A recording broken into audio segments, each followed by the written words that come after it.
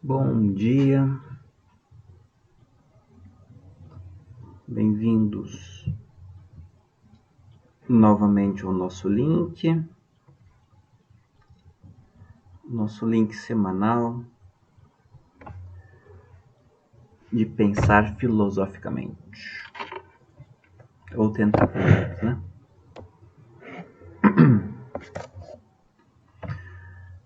Hoje eu vou falar sobre reflexão filosófica.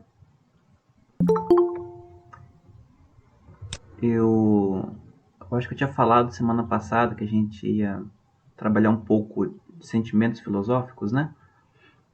Mas eu resolvi inverter um pouquinho a ordem e falar um pouco sobre a reflexão.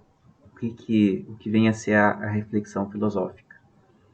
Porque na semana passada nós falamos sobre questões filosóficas, não é? E então eu acho mais adequado falar um pouquinho sobre o que a gente faz depois que as perguntas filosóficas aparecem nas nossas vidas. Então, na semana passada a gente viu que as perguntas filosóficas, elas são um tipo específico de perguntas que eu chamo de questões fundamentais da vida, porque são aquele tipo de perguntas que estão na base da maneira como a gente vive e de como a gente compreende a vida.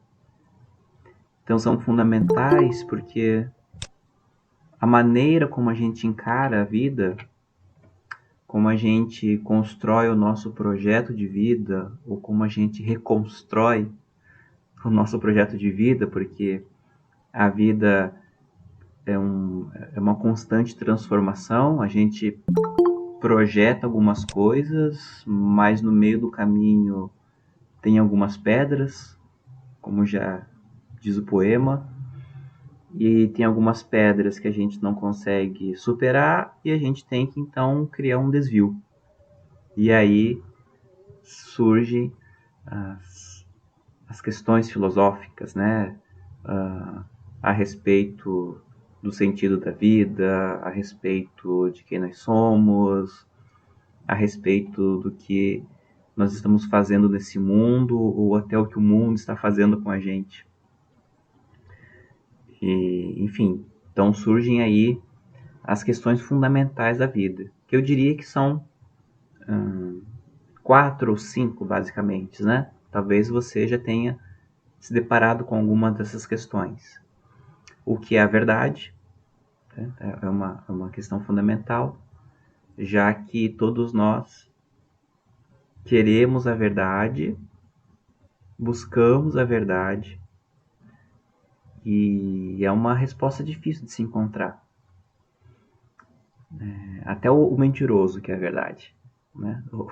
O mentiroso, ele mente, mas ele não aceita que mintam para ele. Então o mentiroso também, ele deseja a verdade. O problema é o que é verdade, né? O que vem a ser a verdade. Já que cada um de nós, ainda que defendamos um relativismo, né? A gente fala que cada um tem a sua verdade, mas a gente não aceita a verdade dos outros. Essa é a bem da verdade. Então, cada um de nós carrega uma concepção de mundo que geralmente é construída pelo grupo social que a gente convive. Então, por exemplo, os cristãos, eles terão um conjunto de verdade que corresponde à maneira cristã de ver a vida, que é em muitos pontos diferentes da visão dos muçulmanos, que é diferente da visão dos budistas, que é diferente da visão dos ateus. Ainda que em alguns pontos tenha uma semelhança e uma convergência de pensamentos, mas em muitos pontos há diferenças que faz com que cada grupo seja um grupo diferente, não é? E aí cada grupo vai querer converter o outro diferente para a sua verdade. Então, basicamente, quais são as questões que envolvem a verdade? Primeiro, se a verdade existe, que é sempre um desafio para nós. Num mundo onde há tantas percepções e tantas concepções diferentes de como se deve viver, do que é o mundo, do que é a vida, se a Terra é plana ou é redonda, se cloroquina funciona ou não funciona, se ivermectina, além de matar piolho, também mata, mata o vírus do coronavírus.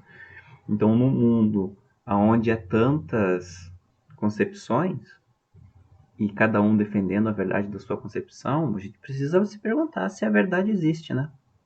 Se existe a verdade absoluta, a única, aquela que seria a mesma para todos.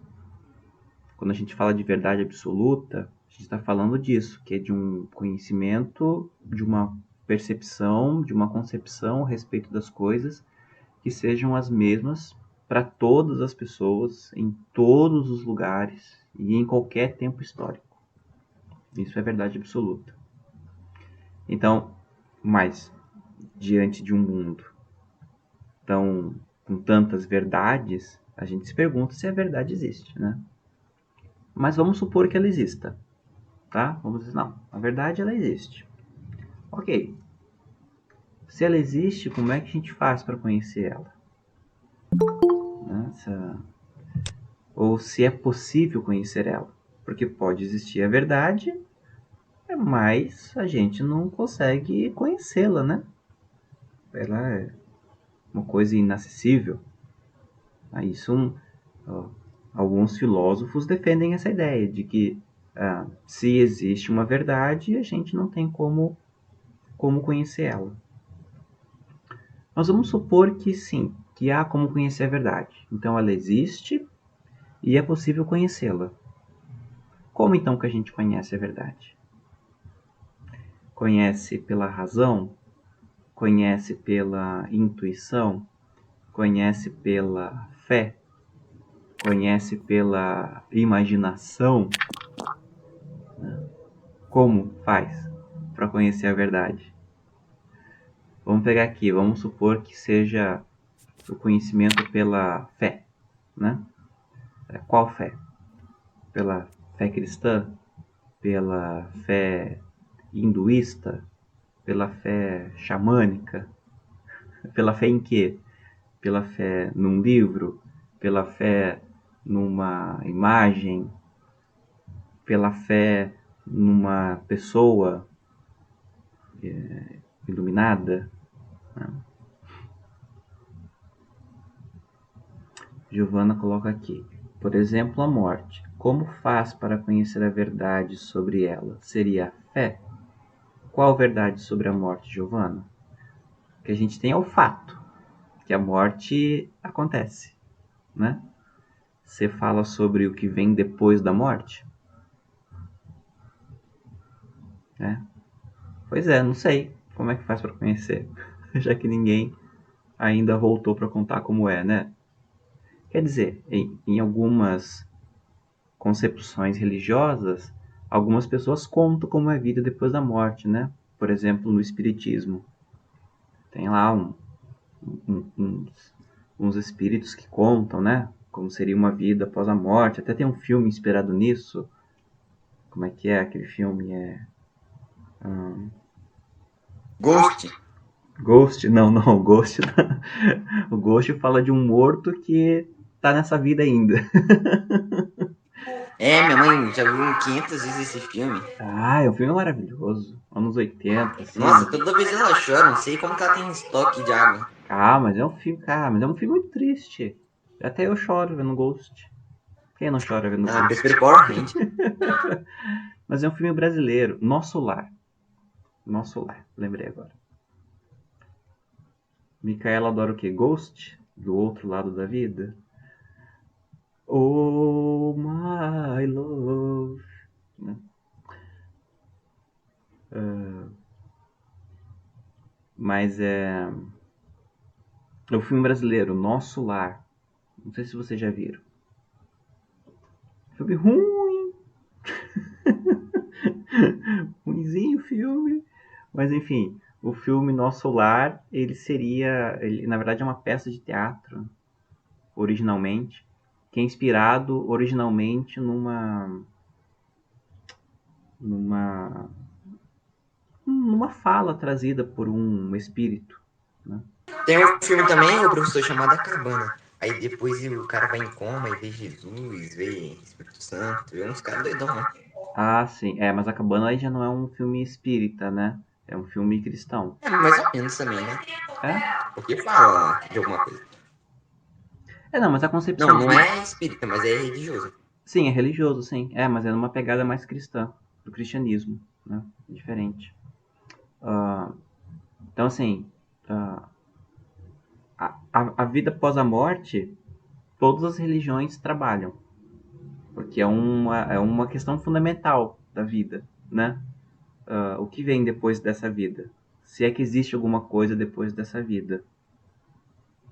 Então, tem algumas concepções religiosas que dizem que não tem nada. Por exemplo, os testemunhos de Jeová dizem que morreu, acabou, né? O cristianismo, em geral, acredita que há uma vida após a morte, né? Que aí, dependendo da corrente cristã, tem lá alguns estágios, né? Tem lá o purgatório, tem o inferno, tem o céu, né?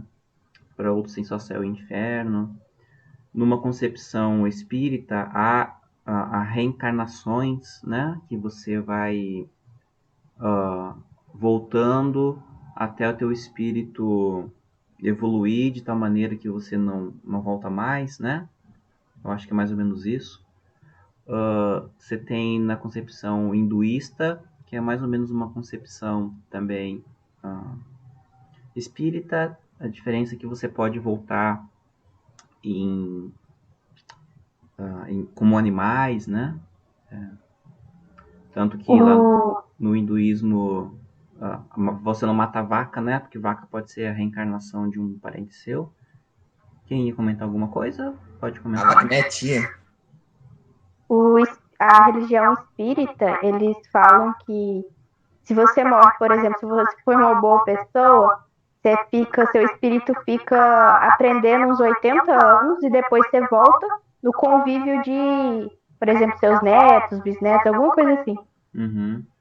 Mas tem um fim? Eu acho que tem um fim, né? Chega um Não momento em que sei, você para de reencarnar, não? Não tem? acho que não, não Acho que sei não. não. Sempre é infinito? Caraca. Não, eu Você acho. acredita que é infinito ou a gente morre e morre mesmo? Eu não sei. Eu não acredito em nada, não. Eu tô vivendo agora. Pra mim, pensar em viver agora Professor, já é problema suficiente. Quando fica pensando depois dessa vida. Pra mim, pensar daqui a uma semana já é problema, quanto mais pensar isso depois da vida. Tá louco. É demais, né? Ah, mas assim, eu acho que no Ô, espiritismo. professor, você acredita em ET? Não sei. Eu acho que deve ter alguma coisa pelo universo. Alguma coisa deve ter. O universo é muito grande para que a gente esteja sozinho aqui. O Agora, Thiago é de um planeta vizinho. agora, se eles são ETs mais inteligentes do que a gente, que já tem naves espaciais que vêm visitar nós, aí eu já não sei. Mas que alguma coisa tem. Tem, com certeza. Assim como tem formas de vida no nosso planeta que a gente não conhece ainda. Né? Ou que a gente nem considera como sendo vida. Porque a nossa concepção do que é vida é uma concepção cultural, né? Então, certamente há seres que nós não conhecemos, ou até mesmo seres que nós conhecemos, mas que são vivos numa outra concepção do que seja a vida, né? Porque a concepção de vida é uma concepção cultural, tá? Por exemplo, na época em que havia escravidão, em que se aceitava a escravidão, as pessoas escravizadas elas não eram consideradas como eram consideradas pessoas com vida, mas eram objetos. Na verdade, essas pessoas elas estavam numa condição de morte social. Então, por isso que não havia problema em você maltratá-las, te retirar a liberdade delas, você negociar essas pessoas escravizadas, porque elas não tinham vida, tá? Então, a concepção de vida é uma concepção cultural. Outro exemplo, né? Há um tempo atrás no Brasil estava tendo a discussão a respeito de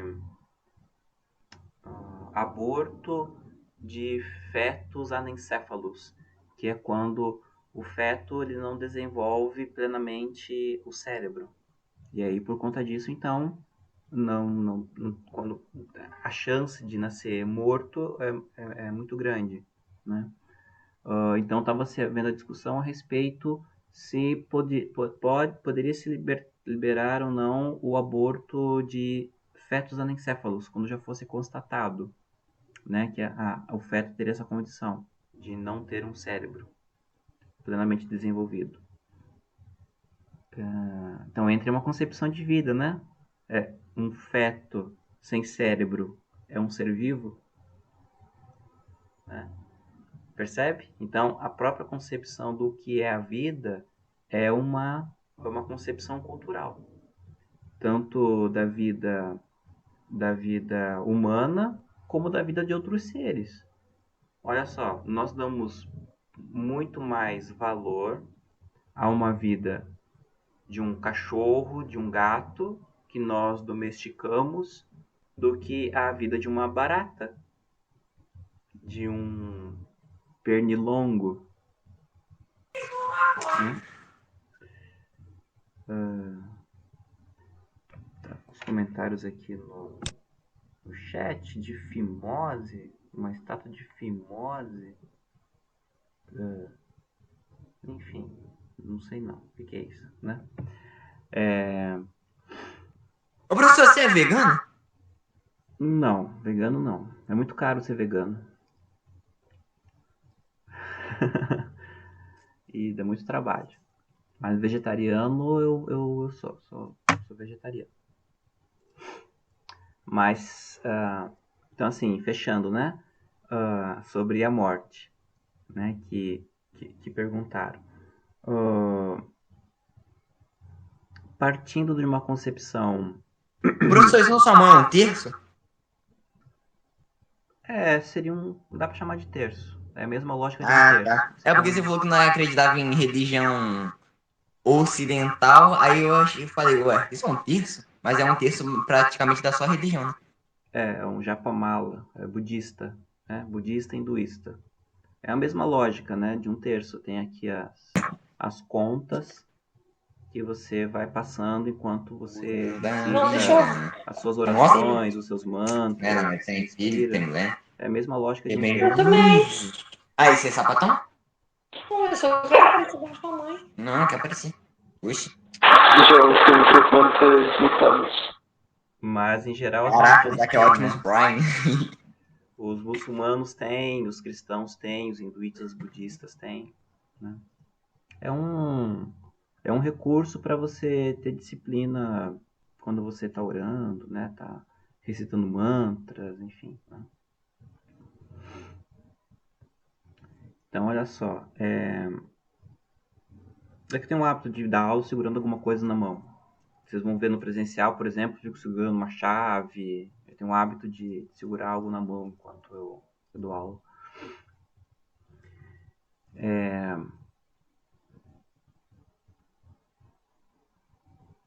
A morte. Enfim, Ô, professor, minha mãe tá querendo saber por que esse terço aí, Japomala, eu acho, né? Ele é porque dá sorte? você dá sorte? Não entendi. Ela queria saber se isso aí dava sorte. A sorte? Não, eu não sei se um objeto dá sorte. Qualquer objeto dá sorte. Tem as pessoas que acreditam que ah, é, acumula energias, porque você vai entoando orações, né, e mantras, com ele na mão, então vai conservando energia. Tem pessoas que não, tem ele só como um, um sinal de disciplina espiritual mesmo, né? Porque, por exemplo, no budismo lá tem os mantras, né? Então você fala lá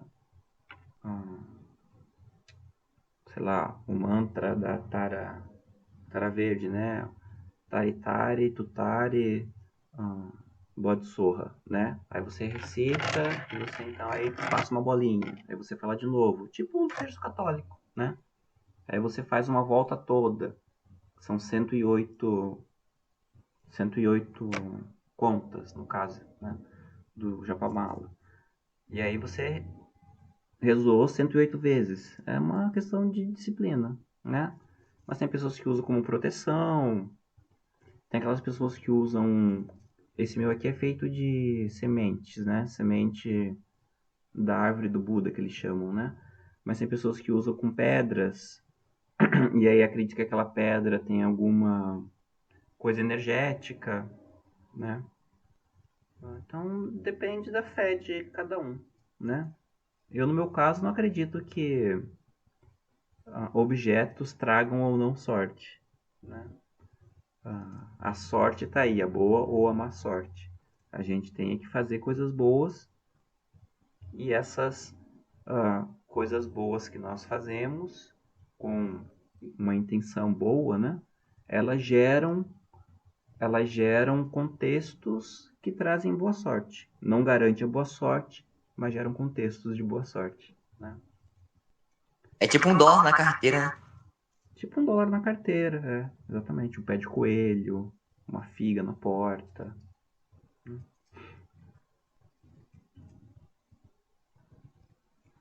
Vamos ver aqui alguns comentários. Pé de coelho já é doideira, hein? Bom dia, meu rei. E o chinelo de cabeça pra baixo? Isso é crendice. Tudo isso é crendice. A humanidade foi o único fracasso da criação perfeita de Deus. Então não é criação perfeita, né? Se teve um fracasso, não foi perfeito.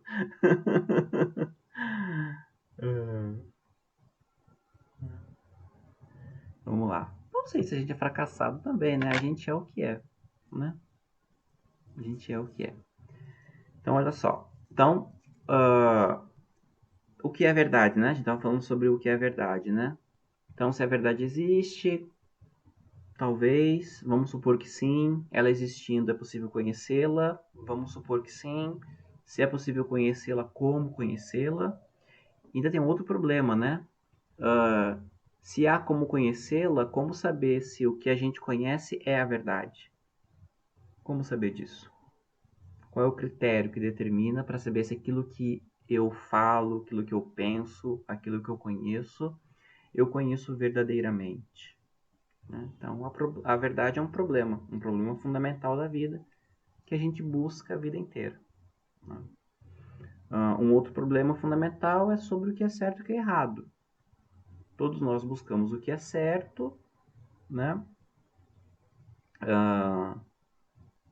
Todos nós queremos o certo, até mesmo quem faz tudo errado, quando as pessoas agem com ela, ela quer que haja de maneira correta, porém, o que é o certo? O que é que determina o que é certo e o que é errado? Né? O que deve ser feito e o que não deve ser feito, né? Então, o certo, né? O que determina o certo? É a consequência das coisas? Então, se eu faço algo e a consequência é o bem, então isso é o certo? E se eu faço algo e a consequência é o mal, isso é errado? Né? Não sei. Então, se for assim, mentir, se eu minto por um bem, então mentir é o certo. E se eu minto e dá ruim, então é errado. Não sei se é bem assim, né? Ou então a intenção. O que faz algo ser certo ou errado é a intenção. Mas e se eu faço algo com uma intenção boa e o resultado é ruim? Eu considero como certo ainda? Ou então certo é você obedecer à autoridade. Autoridade política, autoridade religiosa, autoridade militar, autoridade hierárquica.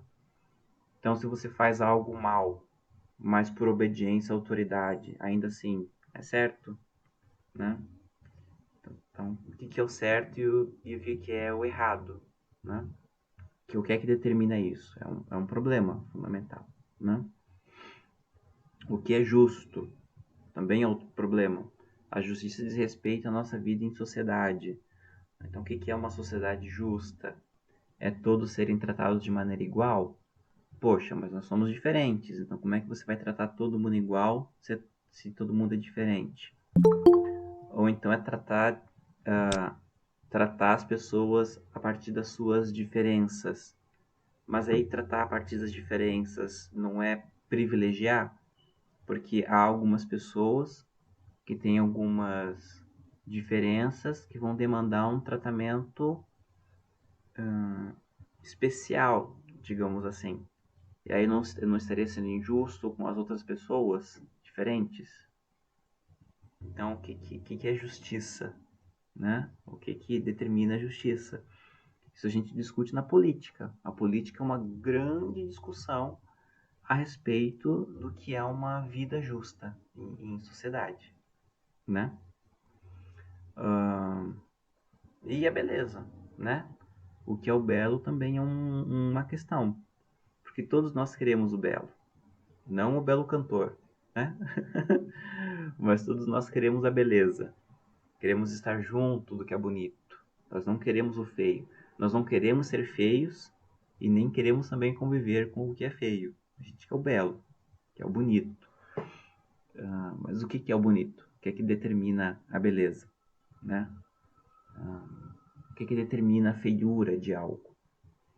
Né? O que é uma vida bela e o que é uma vida feia, né? Então, todas essas são questões fundamentais que atravessam a nossa vida. A gente vai vivendo na maneira em que a gente vai respondendo essas perguntas, em que a gente vai tendo uma concepção a respeito disso, né? Vamos ver aqui, está tendo uma discussão a respeito de Deus. A respeito de Deus aqui, se Deus existe, se o mundo está acabando ou não, ou se a gente está acabando com o mundo. O mundo seria perfeito se não fosse a humanidade. Aqui o João Gaura pergunta, professor, por que você não crê em Deus? Tem uma explicação? No caso, eu ou que as pessoas não creem em Deus? Enfim, as pessoas não creem em Deus pelos mais diversos motivos. Eu pessoalmente, não, eu não acredito na concepção de Deus que o cristianismo tem, né? Mas eu acredito, sim. Numa certa ideia de divindade, eu acredito, sim. Mas não é a mesma ideia cristã, né? Agora, tem pessoas que não acreditam em Deus mesmo, né? Não existe algo chamado Deus. Aí as pessoas não acreditam pelas mais diversas razões, né? Porque não faz sentido racionalmente, porque elas querem uma demonstração e não encontram, então elas são materialistas, elas se decepcionaram com uma certa ideia de Deus, então acreditavam numa divindade e aí aconteceu algo na vida delas que colocou em xeque essa crença, então elas perderam a fé. Então há várias razões que levam as pessoas a crerem ou não crerem em um Deus ou em uma certa divindade, né?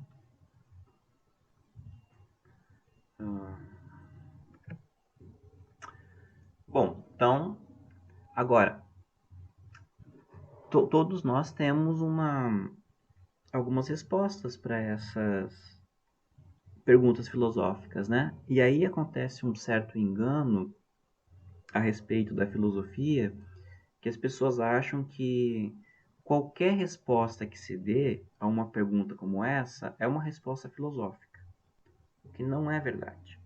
Também tem pessoas que acham que só porque pensam um pouquinho também já oferecem uma resposta filosófica, o que não é verdade.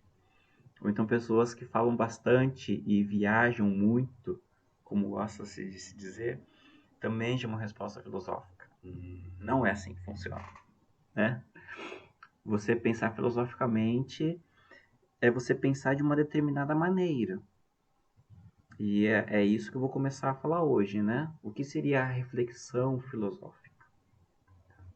Então, a reflexão filosófica ela tem várias características que a gente conhece, que vocês certamente o utilizam algumas vezes, né? Mas é o conjunto dessas atitudes que fazem com que a gente pense filosoficamente. Tem um filósofo, o Kant, Immanuel Kant, em que ele fala que não se aprende a filosofia. O que a gente aprende é a filosofar, tá? Não existe a filosofia. Eu saber o que o Platão, o que o Aristóteles disse, não é saber filosofia. É saber o pensamento filosófico do Platão e do Aristóteles. Mas pensar filosoficamente é pensar de uma determinada maneira. E é isso que eu vou tentar começar a mostrar para vocês hoje. Então, a primeira característica, digamos assim, do pensamento filosófico, né, é,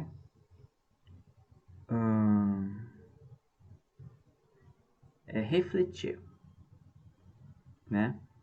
A filosofia é uma atitude reflexiva. O que é refletir? Refletir não é apenas pensar, mas refletir é você pensar o pensamento. É você prestar atenção no que você está pensando. Assim, pensar, a gente pensa toda hora. O que a gente não faz é prestar atenção no que pensa. A gente presta atenção no que pensa depois que faz alguma bobagem, né? Mas geralmente a gente não presta atenção. Quer ver? Vamos fazer um exercício aqui rapidinho para mostrar como a gente não presta atenção no que a gente pensa. Vamos lá, faz comigo aí uma atividadezinha assim de 3 minutos. Que seria basicamente uma, uma atividade de meditação, né? O que é meditar? Meditar é você prestar atenção no que você pensa, tá? Então vamos lá, acompanha comigo aí, tá? Senta aí numa posição que você fique confortável, que você fique com as plantas dos pés no chão e com as mãos em cima das pernas. Fica lá, assim. Você não vai fechar o olho, tá? Você vai ficar de olho aberto. E aí respira fundo 3 vezes, né? Respira profundo e solta todo o ar que você inspirar. Então,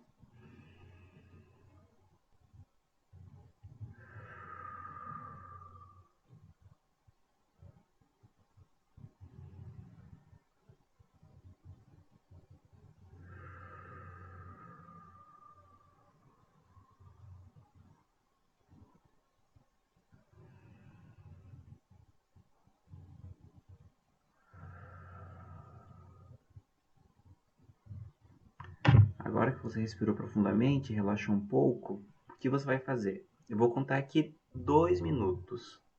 E você vai somente observar os pensamentos que passam pela tua cabeça.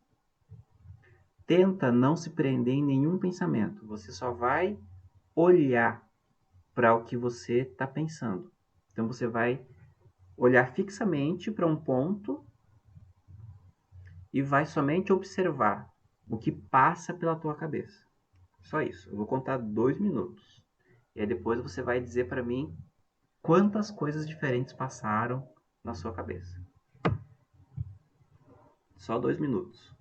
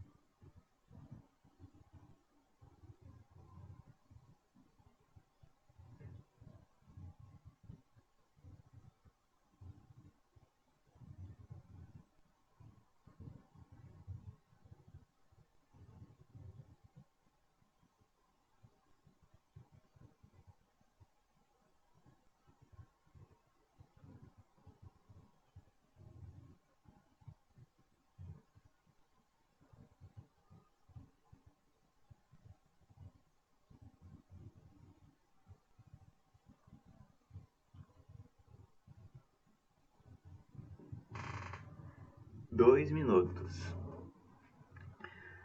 2 minutos agora. Pareceu muito, pareceu pouco?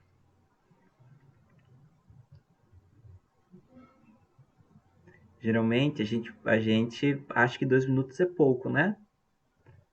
Mas agora pareceu muito, né? Geralmente parece muito. E como é que foi? É muito bom, Thiago. Ouvi um negócio mó aleatório na minha mente. É aleatório, né? Parece que eu fumei. Parece um liquidificador a nossa mente, né? Muita coisa acontecendo ao mesmo tempo. Nossos pensamentos são aleatórios. E a gente não consegue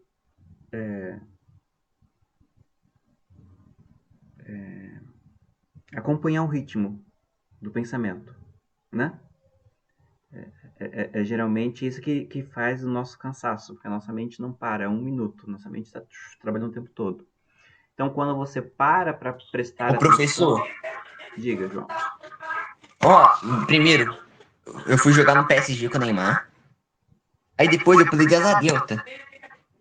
Aí depois eu peguei um PC Game, comecei a jogar Free Fire e escutar um carioca. Isso quando a gente começa a prestar atenção em várias coisas que acontecem no nosso corpo, né? Você começa a prestar atenção que você está sentado de maneira desconfortável, você começa sei lá, a querer se mexer, né? Porque você se sente incomodado de estar parado, né? Você começa a prestar atenção em várias coisas que você não percebe. Então isso é refletir, né? É igual um espelho, né? Quando você para na frente do espelho, você se observa, você se vê, né? Então, a reflexão é isso. A reflexão filosófica é você parar e olhar para o que você está pensando. Então, por que é que você pensa no que você pensa? Por que é que você está pensando no que você está pensando? Né? Pensar nos seus sentimentos. Por que você está sentindo o que você está sentindo? Tá? Então, esse é o primeiro passo da filosofia, né? Que é o que a gente chama de contemplação, que é você parar para prestar atenção no que você pensa. Essa é a primeira atitude filosófica. Né? Parar para pensar. Parar para ouvir. Ouvir o que você fala. Ouvir o que você pensa. É isso. Se você não faz isso, não tem como você dar os passos seguintes para formar um pensamento, para formar uma ideia de pensamentos. Tá? Então, refletir, né? Ver duplicado, ver de novo, parar para olhar. Tá? Então, semana que vem eu continuo falando sobre isso. Aí a gente vai falar sobre dúvida, sobre questionamento, sobre crítica e sobre análise. Que todas essas coisas, elas são decorrentes da reflexão.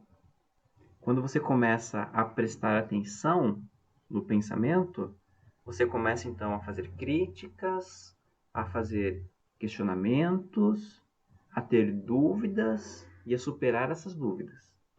Tudo isso a partir desse primeiro momento que é a reflexão. Tá bem? Então, eu espero que tenha sido legal para vocês. Eu vou liberar essa aula na plataforma sobre a reflexão filosófica para vocês já darem uma lida para a próxima aula. Tá bem? Então, mas é isso. A gente se encontra nesse mesmo link na semana que vem. Tchau, tchau.